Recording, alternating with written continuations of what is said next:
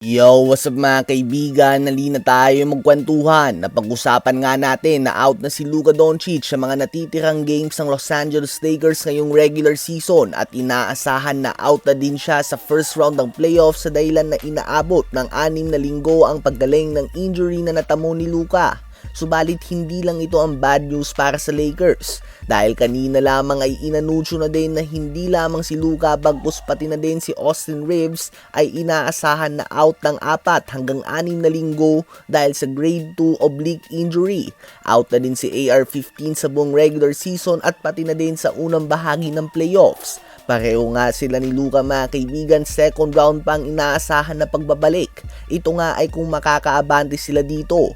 Mawawala nga sa Lakers ang 2 leading scorers sila na may combined stats ngayong season na more than 55 points, 14 rebounds, and 16 assists per game. Yan nga ang mawawala sa Lakers ngayon. Dahil dyan ay inaasahan na mapapadami ang kanilang talo. Kaya naman expected na babagsak pa sila sa 6th seed ng Western Conference. Ngayon nga ay nakasalalay ang lahat sa 41-year-old LeBron James. Ganun pa man, alam nga ng lahat na nagkaroon na din ng decline sa LeBron. Magaling pa din siya, subalit hindi na ito katulad ng dati. Naaasahan mong bubuhatin ang kanyang team sa playoffs ng mag-isa. Masyado ang malaking responsibilidad ang hinihingi ng Lakers ngayon kay LeBron na nasa 23rd NBA season na niya at malaking risk lang nga ito na tamaan pa siya ng injury. Isa sa Denver Nuggets, Houston Rockets at Minnesota Timberwolves ang makakaharap nila sa playoffs. Subalit base nga sa tinatakbo ngayon ng mga team, kung bumagsak man ang Lakers sa 6th seed at mapapadami ang kanilang talo, posibleng Denver Nuggets nga makakaharap nila dahil nag-iinit na nga ang team na ito. Kanina ay opisyal na nilang pinutol ang 11 magkakasunod na panalo ng San Antonio Spurs. Umabot pa ang game sa overtime at talagang nagpakita ng duelo na pang MVP si Nikola Jokic at Victor Wembanyama. Sa uli ay nakuha nga ng Denver Nuggets ang dikit na panalo sa score na 136-134.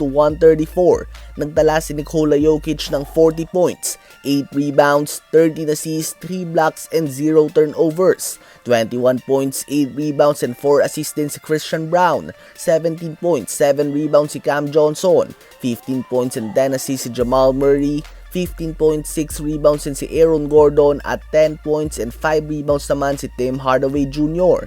Sa Spurs naman ay 34 points, 18 rebounds, 7 assists and 5 blocks si Wemby on 16 of 17 shooting sa free throw line. 20 points, 5 rebounds and 9 assists si Stephen Castle. 18 points, 5 rebounds si Devin Vassell at Julian Champagnie. 14 points, 4 rebounds and 4 assists si De'Aaron Fox at 12 points din si Dylan Harper. Ang Denver Nuggets nga ay umiinit sa tamang panahon. Ito na ang kanilang ikawalong sunod na panalo at dahan-dahan nilang binabawi sa Lakers ang 3rd seed ng Western Conference. Payag nga ni Wemby ay si Jokic nga daw talaga ang best offensive player sa buong NBA ngayon. Nag-average nga si Jokic ng 38 points per game sa mga matchup nila ni Victor Wembanyama. Ano ba masasabi nyo tungkol dito?